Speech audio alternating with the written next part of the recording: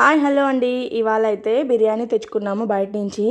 Work మీద బయటకు వెళ్ళామండి. లంచ్ టైం అయిపోయింది. సో ఆకలిగా ఉంటే బాగా ఇంకా బయట తీసుకొని వచ్చాము.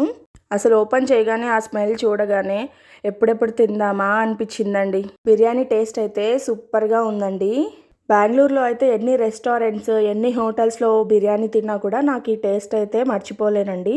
అంత బాగుంటుంది. మా ఇంటి దగ్గరలోనే ఒక కర్రీ పాయింట్లో దొరుకుతుందండి. టేస్ట్ అయితే అద్భుతంగా ఉంటుంది. అసలు వేరే ఏది బీట్ చేయలేదు ఆ టేస్ట్ని. ప్రైస్ కూడా చాలా రీజనబుల్గా ఉంటుందండి. Regular biryani 160 rupees.